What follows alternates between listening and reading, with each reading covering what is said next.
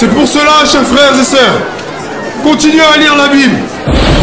À travers ces écrits, vous arriverez à décerner les actes de ceux qui sont venus vous apporter ce livre et les écrits ou principes moraux contenus dans ce livre. Il faut qu'un voleur soit saisi avec l'objet qu'il a volé. Lokumu nakolo mukulu, mokelia mokili, nzambe yabankulu. Salutations de paix, de vie, de force et de santé à tous. Je vous passe le Losako, Banakoko, Yabolamo, Losako, Banakoko Yaseka, Losako, Banakoko Yakuba, Losako, Banezalela, Bipai Bozali, Losako, Longoniape, Losako. Chers frères et sœurs, dans la vidéo précédente, nous avons parlé de Isaac. Dans la vidéo présente, on va parler de son épouse, Rebecca. Tout comme vous avez vu à propos de Isaac, la Bible, au travers de la tradition, le Kwankulu, nous enseigne le principe de la naissance, de la Pâque, des sacrifices et ainsi de suite. Même si on a à peine effleuré le sujet, on va constater que Rebecca, son épouse, implique la conception du mariage ainsi que de la famille et de beaucoup d'autres choses, notamment même de la sorcellerie dans les familles, dans les couples et ainsi de suite. Même si ici on va à peine effleurer le sujet, on ne va même pas entrer vraiment dans la profondeur, mais vous allez bien voir que la Bible n'est pas le livre que vous croyez. C'est un livre qui enseigne la tradition, c'est-à-dire le Kwankulu. Donc sans la tradition, dites-vous que vous n'avez jamais lu la Bible.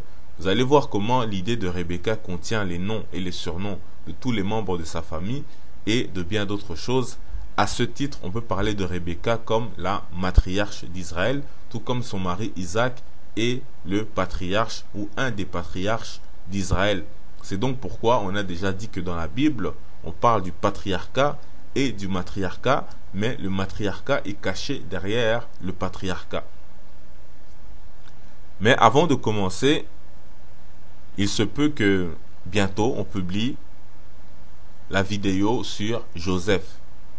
Mais ce sera probablement pas sur YouTube et je vous conseille vivement d'aller voir cette vidéo car ça dépasse l'entendement. Alors que beaucoup de gens aussi se vantent d'être de la tribu de Juda, c'est le cas des frères israélites aux États-Unis, ou bien d'autres qui vont dire, on va se vanter d'être des Lévites en pensant que ce sont les plus grandes tribus d'Israël. En réalité, la plus grande tribu des Aléla, des Bana et Zalela, des enfants d'Israël, c'est la tribu de Joseph, qui est une tribu qui est cachée, que d'ailleurs il ne faut pas confondre avec ses deux enfants Manassé et Éphraïm, qui le remplacent dans l'assemblée d'Israël. Il faut savoir que Joseph est plus grand que tout Israël réuni. Et dans la conception biblique, Joseph est un pharaon, tout comme le Christ, et c'est écrit noir sur blanc dans la Bible en hébreu, que ce soit pour l'un ou pour l'autre. Mais on est en train de vous dribbler avec les traductions, etc. Alors que ce sont les mots du pharaon qui sont clairement indiqués lorsque on annonce le Christ ou qu'on parle de Joseph.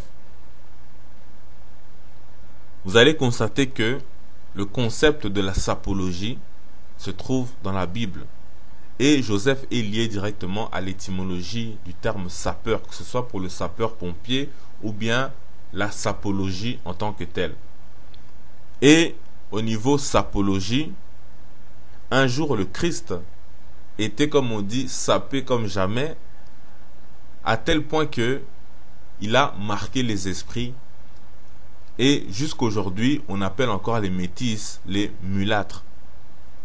Et ce, à cause d'un fait qui passe presque inaperçu dans les textes des évangiles, mais qui est parfaitement explicite dans la tradition et qui montre que il était venu aussi pour libérer les métis et les nations, contrairement à ce que certains disent. Même si, après, il faut approfondir certaines choses. Bref, donc ça c'est pour la vidéo qui concerne d'ailleurs le pourquoi le Christ était connu pour avoir les cheveux longs et tressés. Mais c'est aussi bien évidemment lié à Joseph. On verra aussi l'étymologie de la philosophie. Donc toujours dans le nom de Joseph. D'ailleurs vous l'entendez quand vous dites Joseph. Le Zeph là c'est philosophe, c'est le Zophie de philosophie. On va aussi voir la Torah. En bref, De toute façon, lorsque la vidéo sera prête, ce Nkolo Alingi, on va en reparler plus en détail. Donc toujours avant de commencer à parler de Rebecca, on rappelle déjà ce qu'on a montré dans une autre vidéo, que Arthur de Gobineau, un diplomate et écrivain français, raciste, qui a écrit le livre Essai sur l'inégalité des races, a dit ceci dans son livre. Maintenant, récapitulons. Le point 1. Tout ce qu'on connaît des langues de l'Afrique, tant celles qui appartiennent aux nations noires que de celles qui sont parlées par les tribus nègres, se rapporte à un même système. Ce système présente les caractères principaux du groupe sémitique dans un plus grand état de perfection que dans ce groupe même. Fin de citation. Donc, il vous explique que les langues africaines ressemblent aux langues sémitiques, mais dans un état de perfection qui surpasse les langues sémitiques. Et lorsque vous lisez donc les sources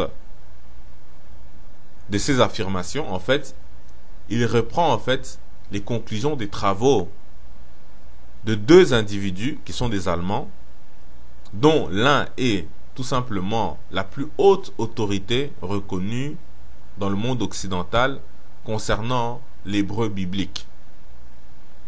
Et la deuxième personne, c'est encore un Allemand, un enseignant allemand, un linguiste, qui justement a étudié les langues du Congo. Il a écrit un livre donc au 19e siècle sur les langues du Congo. Donc, cela est intéressant à voir. Donc, comme quoi, bien avant la conférence de Berlin, ces gens-là étaient déjà au Congo. Ils avaient déjà étudié nos langues, parce qu'effectivement, les Portugais étaient passés là bien avant eux. Et donc, c'est sur base de ces deux personnes que Gobineau a tenu ses propos, parce qu'il a étudié leurs travaux. Mais bon, là simplement pour vous dire que il ne faut pas être étonné de ce que vous allez voir dans cette vidéo. On rappelle qu'à l'origine dans la Bible hébraïque, il n'y avait pas de voyelles. On dit ceci, en fait à l'origine les voyelles étaient totalement absentes, l'écriture hébraïque ne note que les consonnes, et c'est le lecteur qui par connaissance et reconnaissance des mots et des expressions ajoute la vocalisation adéquate. Donc, c'est ce que le Kwankulu, la tradition, nous permet de faire au travers de nos langues africaines. De donner la bonne vocalisation en reconnaissant les racines consonantiques. Ainsi donc, Rebecca, la racine consonantique qu'on entend et qu'on peut reconnaître facilement, c'est RBK. Donc, du coup, RBK, au lieu de dire Rebecca, ça aurait pu être Ribuka, Rabika, Robeki, Raboke, et Ribak, et ainsi de suite. Aussi, en lingala, la lettre R, ou le son R, qu'on prononce par exemple en français, devient souvent le son L. Par exemple, quand on dit radio, nous, on va le vocaliser en ladio. Donc, le R est devenu L. Ainsi donc, Rebecca, RBK, deviendra LBK. Donc, au lieu de dire par exemple Rebecca, on dira les BK.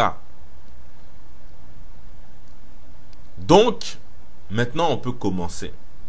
Dans la précédente vidéo à propos de Isaac, qui a failli être sacrifié, on s'était arrêté à l'introduction de l'histoire de Rebecca, qui arrive tout de suite après l'épisode du sacrifice. Car en effet, en lingala, Mbeka, ça signifie à la fois sacrifice, mais également mauvais sort, sorcellerie, etc. Et on vous dit en bas que c'est dérivé de Kobeka. La racine c'est Beka, dont le nom au singulier donc devient Libeka. Donc avec la racine consonantique LBK.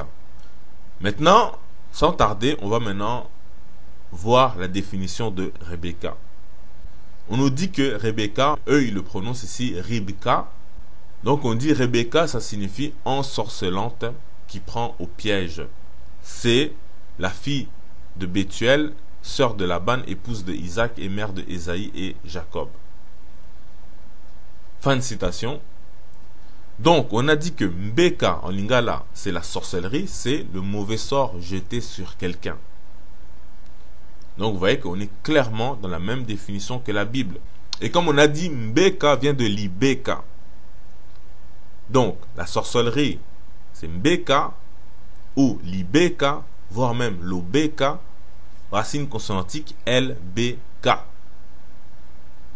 Donc, le nom de Rebecca, c'est Libeka.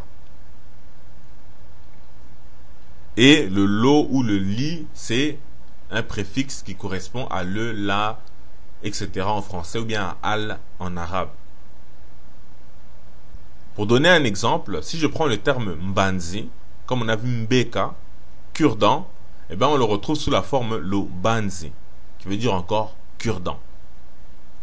Donc, si on prend Mbeki, qui est proche de Mbeka, comme dans Rebecca, ça veut dire la poterie en terre cuite, en céramique. Et on a une autre forme, on a Libeki, donc tesson de poterie. Donc vous comprenez, que quand on dit Mbeka ou Libeka, ça veut dire la même chose en lingala. Ainsi donc, en hébreu, la sorcellerie, c'est Ribka. L'hébreu, bien évidemment, conventionnel, c'est-à-dire, ils se sont entendus pour donner cette vocalisation-là, à partir de la racine consonantique RBK. En lingala, la sorcellerie, c'est Libeka. Donc voilà donc, à la base, le nom de Rebecca dans le Kwankulu, dans la tradition ancestrale.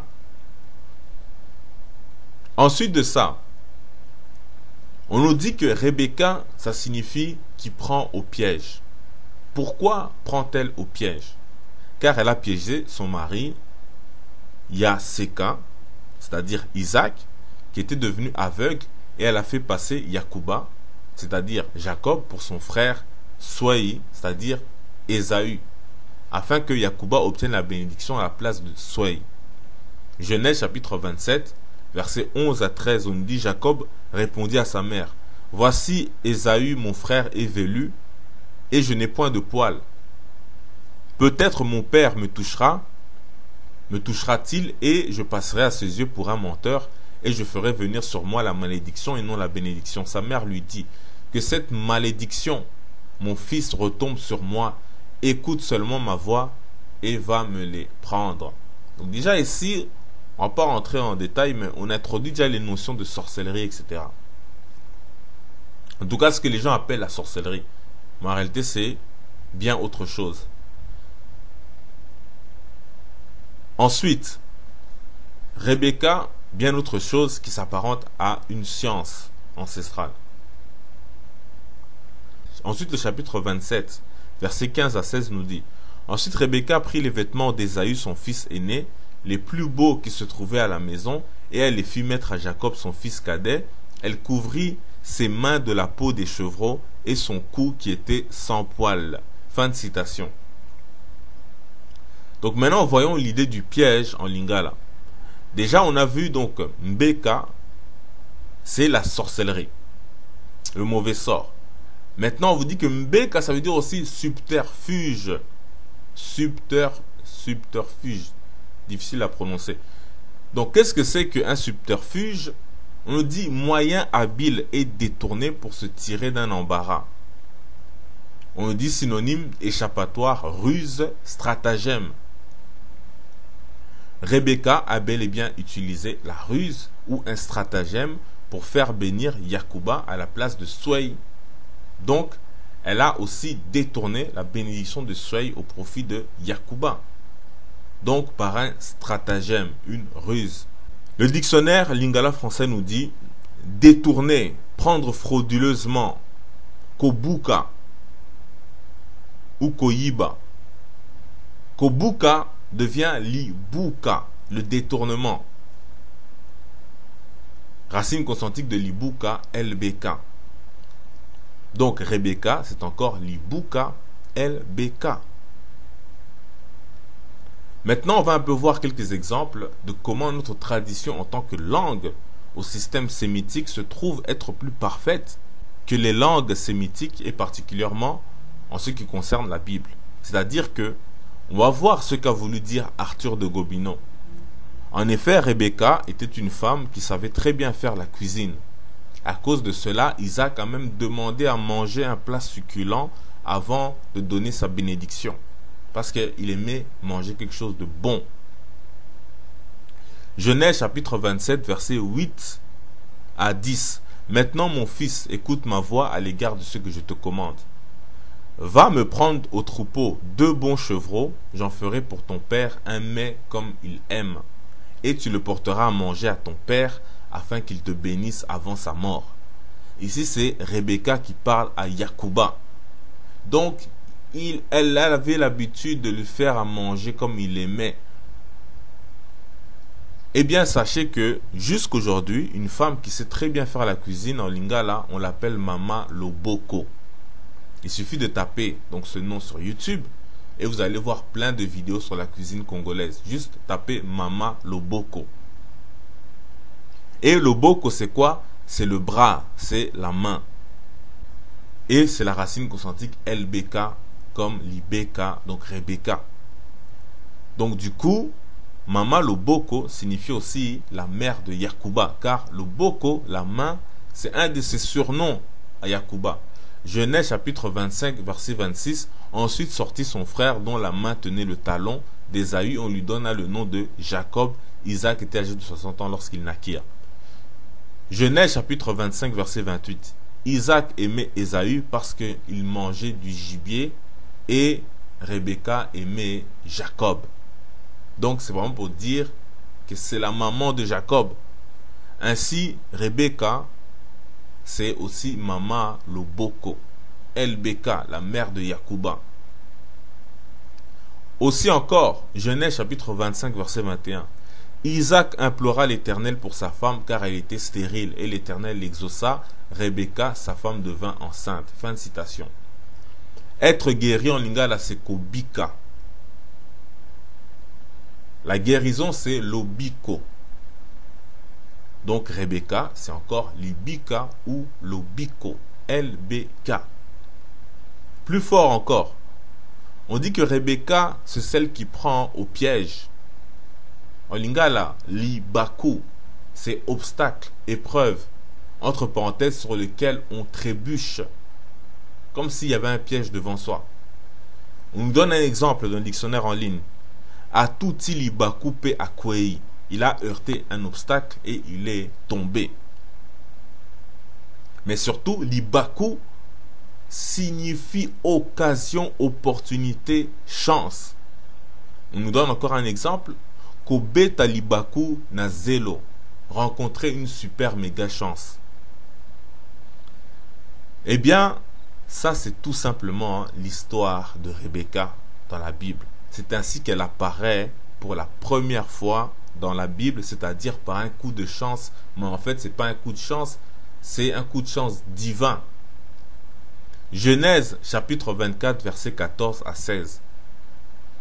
Donc c'est le serviteur de Abolamo qui est en train de parler. Parce qu'on l'a envoyé pour chercher une épouse à Isaac, dans la famille de Yabolamo, de Abraham.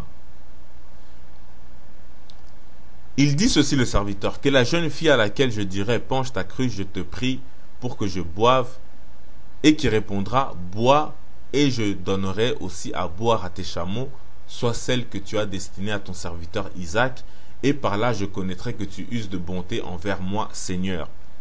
Il n'avait pas encore fini de parler que sortit sa cruche sur l'épaule Rebecca, née de Bethuel, fils de Milka, femme de Nachor, frère de Abraham. C'était une jeune fille très belle de figure, elle était vierge et aucun homme ne l'avait connue.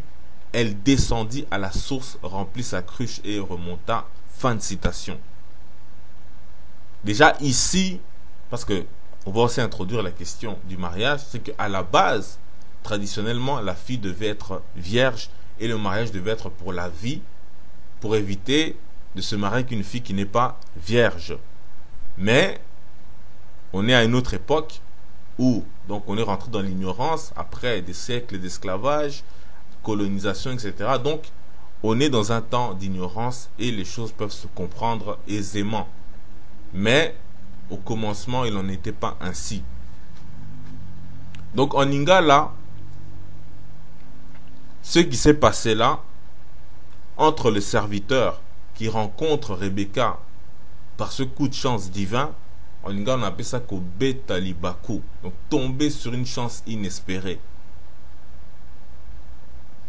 Ainsi donc Rebecca, c'est encore libaku LBK, mais encore beaucoup plus fort. Genèse chapitre 24 verset 15, on nous dit: il n'avait pas encore fini de parler que sortit sa cruche sur l'épaule Rebecca, née de Bethuel, fils de Milka, femme de Nachor, frère de Abraham. Fin de citation. Comment dit-on la cruche en lingala?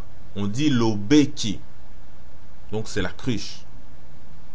Racine consonantique LBK. Comment dit-on l'épaule? Libeka. Racine consonantique LBK. Donc, l'obeki, c'est la cruche. Libeka, c'est l'épaule.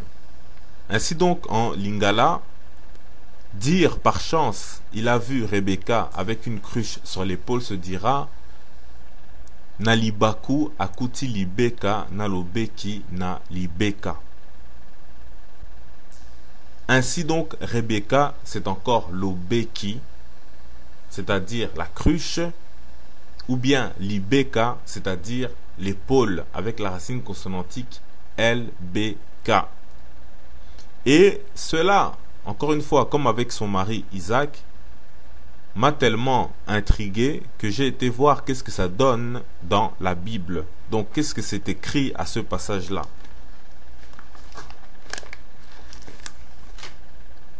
Et donc, on va le lire rapidement dans la Bible en lingala. Ça dit les Beka. Donc, vous voyez, on appelle Rebecca les Beka. Oyo abotamaki na Bethuel, mwana na Milika, mwasi na Naola, ndeko na Abalayama, abimaki na mbeki na ye, na libeka na ye. Donc les Beka abimaki na mbeki na libeka. Ici, on ne tient même pas encore compte de tout ce qui est libaku, la chance, etc. Parce que le fait de parler de cette chance-là, de cette rareté, non seulement dans sa beauté, parce qu'elle est représentée comme une beauté, mais c'est aussi l'idée que Rebecca était vierge. Et ça, c'est pour dire que ça devenait de plus en plus rare que la tradition soit respectée même dans la société. Et cela, bien évidemment, est en lien avec les époques qui allaient suivre. Donc, c'est vraiment Kobeta Libaku. Tomber donc sur une chance inespérée. Et la suite le dit d'ailleurs. On nous dit Mose Kayango Azalaki Bonzenga Penza. Et d'ailleurs, Nzenga est lié à Nzungu, la casserole. Nzenga, ça veut dire la beauté en lingala. Et on appelle ici Rebecca Moseka. Et il faut remarquer que le simple fait donc de dire que elle était vierge, elle n'avait jamais connu d'homme, la Bible en lingala l'appelle automatiquement Moseka, c'est-à-dire la jeune fille vierge, donc qui était faite pour le mariage avec Isaac. Sinon on l'aurait appelé par exemple Moisi, la femme. Mais là on l'appelle Moseka, donc c'est-à-dire la jeune fille. Et on sait que Isaac ça signifie rire. Rire en lingala c'est Seka. Donc c'est comme Isaac, la même racine consonantique. Ça veut dire aussi le sourire. En lingala, Boseka, on nous dit que c'est l'état de jeune fille ou adolescence. Boseki, ça veut dire rire. Donc, c'est pour vous dire qu'elle était faite pour Isaac. Enfin, Moseka, On nous dit donc jeune fille, demoiselle, mais ça veut dire également une génisse. Ici, on est clairement en train d'instituer juridiquement les lois du mariage ancestral où la fille devait absolument être vierge, sauf en cas de divorce et ainsi de suite, mais à la base c'était ainsi.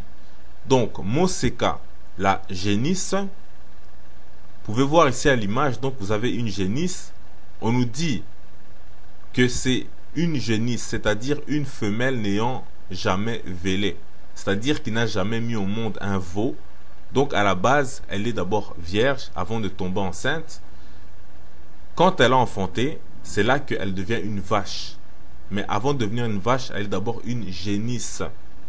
Donc c'est vraiment pour que vous compreniez cette logique ancestrale du terme Moseka. Et observez bien la forme des cornes de la génisse. Cela ressemble à un sourire. Et on a déjà vu ça dans la vidéo précédente sur Isaac, qui veut dire rire, le sourire. Et les cornes, séquées, c'est comme Seka, le sourire. Ça a la même forme. Mais les choses vont bien plus loin que ça. Et c'est là qu'on retrouve donc la marque de l'Égypte antique dans la Bible. Car on est vraiment dans les conditions juridiques du mariage ancestral. Et là, c'est le domaine de... Donc c'est ici que je coupe la vidéo. Même s'il reste environ une quarantaine de minutes où on voit à quel point donc le nom de Rebecca est profond dans Ebiébélé, c'est-à-dire la Bible, et à quel point donc la Bible est profondément de notre tradition ancestrale. Et avec le nom de Rebecca, on nous explique comment se passent les mariages, on nous donne des détails, et bien évidemment, on parle de la famille, comment on donne les noms des enfants dans le contexte de Rebecca, et ainsi de suite. Donc, tout cela est dans Ebiébélé, dans la Bible. Donc, pour ceux qui veulent voir la suite de la vidéo, vous pouvez donc me contacter en message privé sur la page Facebook qui apparaît en haut de l'écran à gauche. Donc, la prochaine vidéo, ce sera peut-être sur le Christ, sur le prophète âgé et le terme Congo dans la Bible, où aussi on parle justement du royaume Congo, comment ce royaume s'est formé, sur base de quels principes, avec quels acteurs. Donc tout ça même c'est encore dans la Bible. Et toujours aussi le rôle du matriarcat de la femme, en particulier de Ève. D'ailleurs le roi du royaume Congo que les Portugais ont rencontré en arrivant, eh bien il portait le nom de Ève. Dans la tradition dans le coin de Kulu, il s'appelait Nzinganku ou Nzingankuvu. Le vous là ou le wou, en fait c'est le nom de Ève. En fait c'est, en hébreu ils vont dire Ava, en fait c'est ouvoa, ou awa, c'est ouou, ouwa, awa, etc. dans nos langues. Et le ku, c'est le préfixe de l'infinitif. Mais on aura l'occasion de voir ça sous Kinkolo Alingi. Donc, on ne sait pas exactement ça va parler de quoi la prochaine vidéo. Toujours est-il que on s'arrête ici. Le Kumunankolo, Tatanzambi Abankulu, Père Viforci son temps, salutations.